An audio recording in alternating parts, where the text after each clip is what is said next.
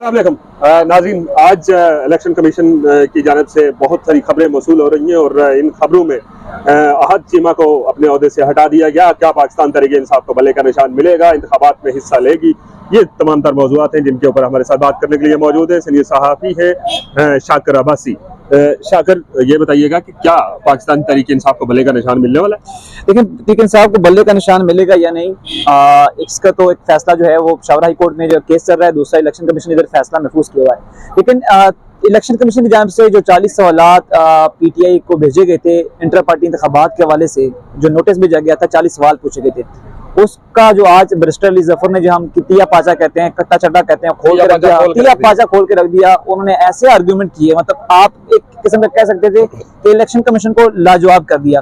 अब मैं कोई किसी पॉलिटिकल पार्टी बालातर होके, क्योंकि हम कवर करते हैं डेली की बुनियाद पे, जो सवालात पूछे गए थे तो उन्होंने उन्हीं की बुनियाद बना के उन्होंने कहा कि एक में 2-3 के हवाले देता हूँ। उन्होंने कहा कि आपने फलां चीज वेबसाइट पे जारी नहीं की। उन्होंने कहा 175 पार्टियां हैं, मुझे लगता है कितनी पार्टियों की वेबसाइट है, सिर्फ 25 की, ठीक है। फिर उन्होंने कहा कि आप हमसे पूछ रहे हैं कि चेयरमैन के फलां जगह साइन नहीं है, अब मुझे फलां जगह चेयरमैन जो अथॉरिटेटिव बंदा है उसके साइन नहीं है। उन्होंने कहा नून लीग के भी उसी बंदे के साइन है, मौला फजल रहमान के, शहबाज शरीफ के साइन है जो सदर हैं।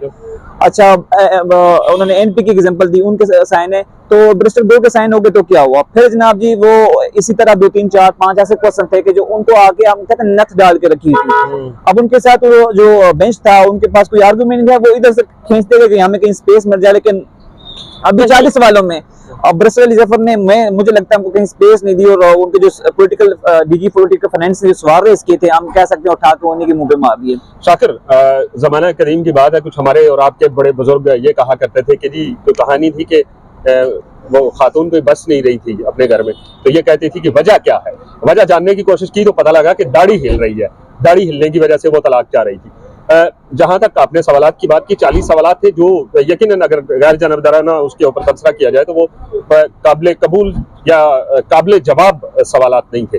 आज चीमा को अभी इलेक्शन कमीशन की जानिब से उनको हटा दिया गया अपने ओहदे से, क्या देखते हैं इसको? लेकिन आज चीमा के खिलाफ ये अभी जिन वकील साहब से बात कर रहा था, अजीजुद्दीन का वकील, इन्होंने दरख्वास्त दायर की थी कि क्योंकि ये शहबाज गवर्नमेंट का हिस्सा रहे, उनके मशीर खास रहे और उनके खिलाफ इन्होंने जेल भी काटी, तो फवाद हसन फवाद भी नवाज शरीफ के कार खास रहे, फिर डॉक्टर तकीर शाह भी जो है शहबाज शरीफ की कार खास रहे। तो ये अगर ये हुए तो जो आम इंतखाबात की शफाफियत है, जो निगरान हुकूमत का काम है कि इलेक्शन कमीशन के मामला करे, उस पर असर अंदाज हो सकते हैं। शफाफियत की राह में जो है आप कह सकते हैं राह में अटकाएंगे या रुकावट बनेंगे। तो इलेक्शन कमीशन में मुख्तलिफ हेयरिंग्स हुई यहाँ पे, फिर क्योंकि कंफ्लिक्ट ऑफ इंटरेस्ट है कि आप किसी पॉलिटिकल पार्टी से वाबस्ता हैं और फिर आप निगरान सेटअप पे हों, और फिर आप जी इधर भी मजे लें, इधर भी मजे लें, और फिर इलेक्शन आम जिम्मेदारी भी लें। और फिर आज इलेक्शन कमीशन ने कल, क्योंकि आपको पता होगा गुज़श्ता जब उन्होंने काज लिस्ट जारी की तो उसमें वज़ीर आज़म को भी नोटिस था, तो आज चीमा और फवाद हसन फवाद को नोटिस था। तो आज इलेक्शन कमीशन ने फैसला सुनाया कि आज चीमा को फौरी ओहदे से हटाया जाए, और क्योंकि वो आम इंतखाबात पर असरअंदाज हो सकते हैं। अभी मैंने उनसे बात की कि ये 3 हैं, बिल्कुल सही है, लेकिन सरफराज बुख्ती को आपके खिलाफ, उनके खिलाफ दरख्वास्त नहीं दी, उनको बाप पार्टी से उनका ताल्लुक था और पीपल पार्टी में चले गए। और जो सबसे मेन की पोस्ट थी वो तो उनकी थी, इंटीरियर मिनिस्ट्री, जिनके अंडर सारे काम होते रहे, गिरफ्तारियां होती रही, लोगों के खिलाफ जो भी काम होता रहा वो उन्हीं के अंडर तो होता रहा, आप उनके खिलाफ नहीं गए। तो उन्होंने कहा मुझे नहीं पता था।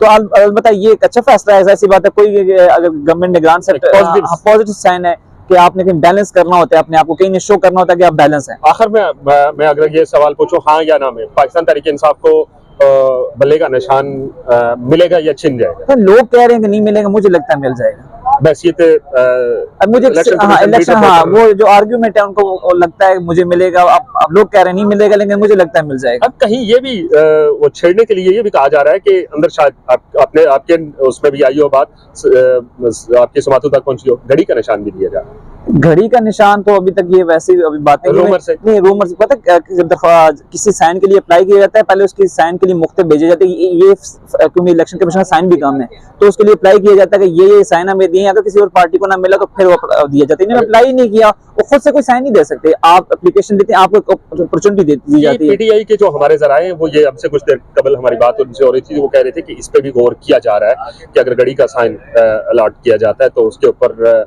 भी इंतखाबात हो सकते हैं, लेकिन घड़ी का साइन अगर अलॉट किया जाता है तो इसके बैकग्राउंड जो था वो आप ज्यादा बेहतर जानते हैं। हाँ बिल्कुल, उसका बैकग्राउंड भी आप ने जैसे इशारा दिया, लेकिन मुझे नहीं लगता कि पीटीआई से बदला लिया जाएगा, क्योंकि उनकी आर्गुमेंट किसकी बुनियाद पर, उनके जो सवालों के जवाब पे ऐसा लगता है कि उनको मिलेगा। बहरहाल लोग कहते हैं देखते हैं क्या होता है। हाँ, नाज़रीन, शाकिर अब्बासी हमारे साथ मौजूद थे।